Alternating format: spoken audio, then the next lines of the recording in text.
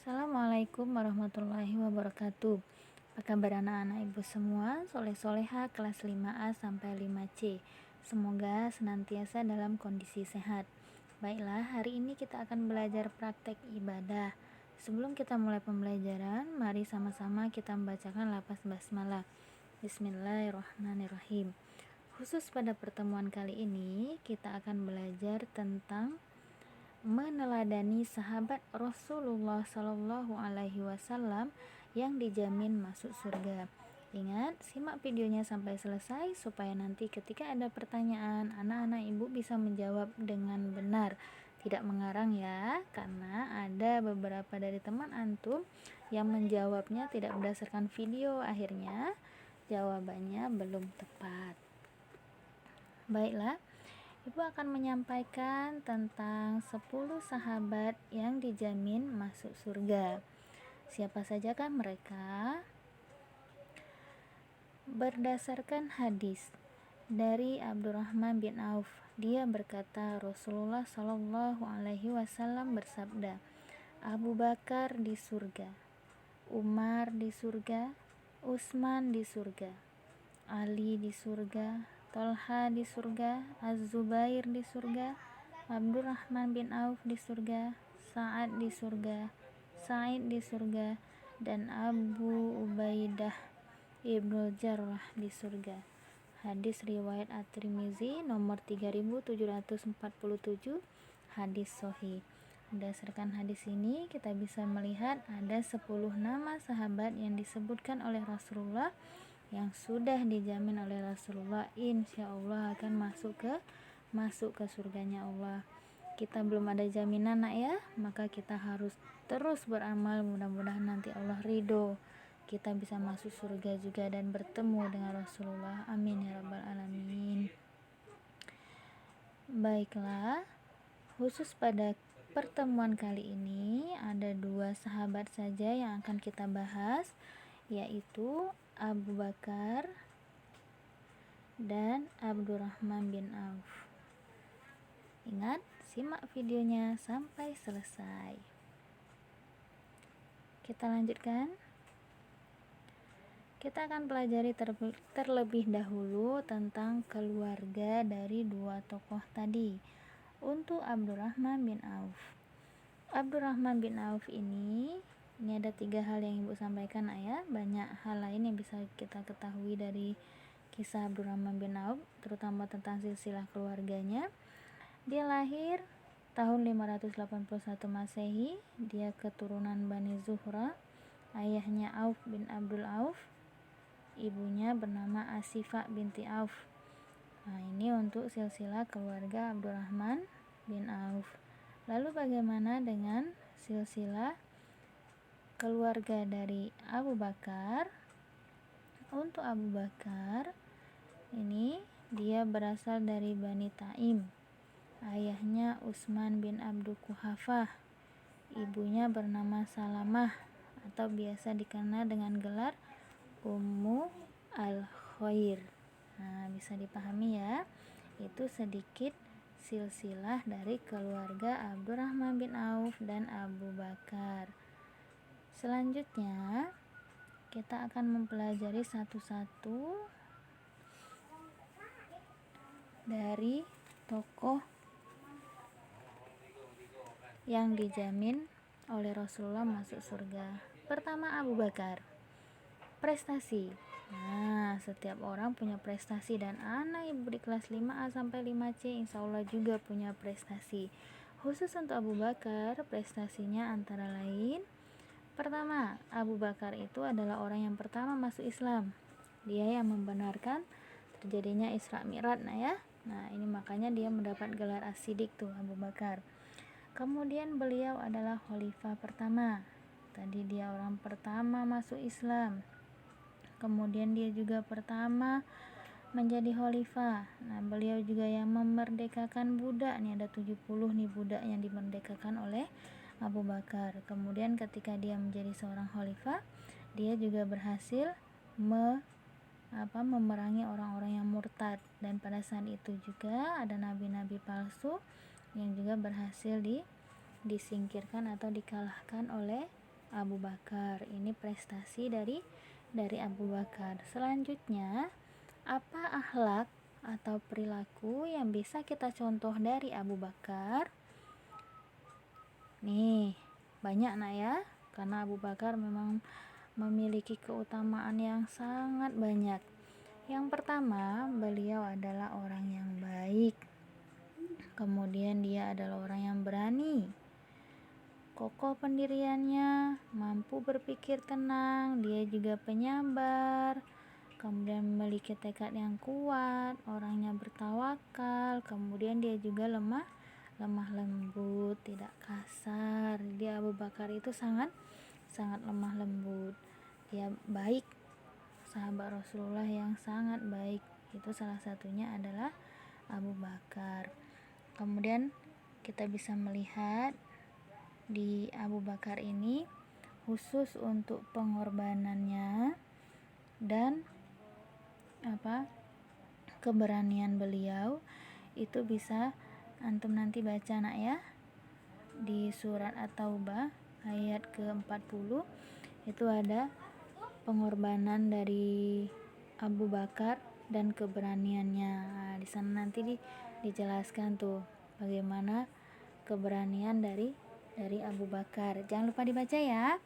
Quran surat At-Taubah ayat ke-40 itu ayat yang menunjukkan keberanian dan pengorbanan dari Abu Bakar.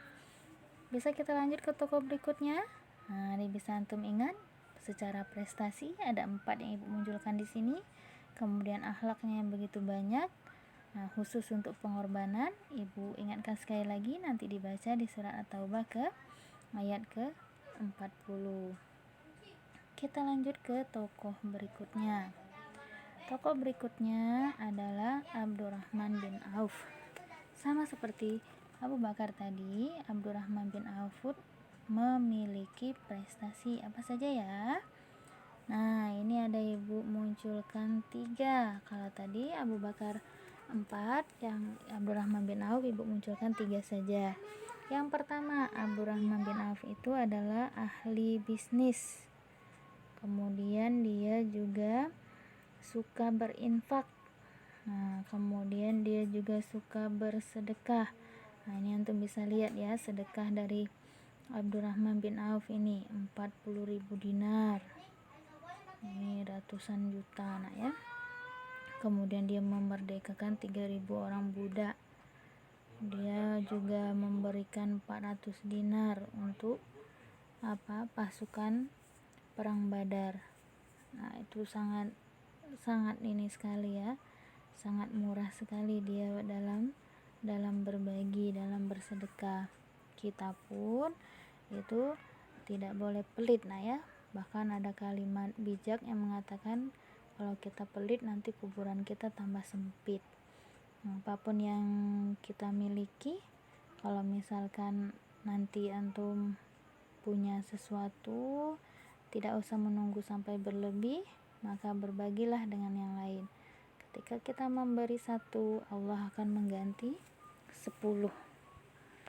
Oke, itu prestasi dari Abdurrahman bin Auf. Kita lanjutkan. Berikutnya adalah akhlaknya. Apa ya yang bisa kita tiru dari Abdurrahman bin Auf? Yang bisa kita contoh dari Abdurrahman bin Auf adalah dermawan tentunya. Apa itu dermawan? Dermawan artinya orang yang suka berbagi, orang yang suka bersedekah, suka berinfak, pokoknya melakukan sesuatu atau memiliki sesuatu itu tidak pelit. Nah, jadi dia suka berbagi. Bahkan Abdurrahman bin Auf ini sahabat Rasulullah yang dia berbaginya tidak tanggung-tanggung nak. Nah, ini ibu munculkan contoh berbagi di Abdurrahman bin Auf ya. Nih ibu bacakan. Abdurrahman bin Auf telah menyumbangkan dengan sembunyi-sembunyi atau terang-terangan antara lain 40.000 dirham. Nah, yang tadi ya, kalau yang tadi 40.000 dinar, ini 40.000 dirham. Itu sekitar 1,4 miliar uang sekarang. 40.000 dinar. Sekarang senilai yang tadi ya, 40.000 dinar sekitar 48 miliar uang sekarang, 200 ukiah emas, 500 ekor kuda, dan 1.500 ekor unta. Masya Allah nak ya, kita mungkin infak 1.000-2.000 saja kadang masih mikirnya panjang, saking panjangnya bahkan ada yang sampai nggak jadi infaknya.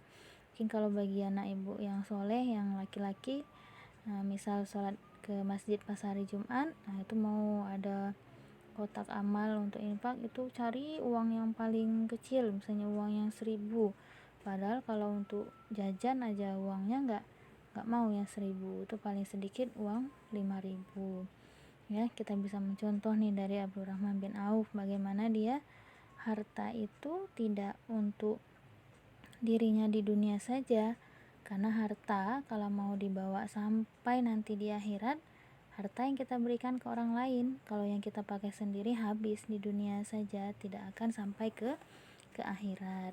Gitu nak ya, dari Abdurrahman bin Auf kita bisa belajar untuk bersifat dermawan. Kalau melihat orang kesusahan, bantu, dan harta tidak untuk diri sendiri. Nah, itu sebelum ibu menyampaikan tugas, ibu ingin mengingatkan kembali tentang dua tokoh tadi, bagaimana dua tokoh ini mempunyai keistimewaan yang sangat luar biasa. Bagaimana Abu Bakar itu juga sebenarnya dia termasuk sahabat yang juga dermawan ya, cuman dia paling terkenalnya itu sahabat yang paling dekat dengan Rasulullah. Bahkan ketika di Gua Sur menemani Rasulullah itu, dia digigit oleh binatang berbisa, tapi sampai kakinya bengkak, menetes air matanya ke pipi Rasulullah, tapi tetap dia bersabar, bertahan karena sangat cinta kepada Rasulullah, sangat menjaga Rasulullah. Kemudian Abu Bakar juga begitu baik, dia bisa memerdekakan budak, menyedekahkan setengah dari hartanya, bahkan seluruh hartanya dia berikan untuk perjuangan Islam.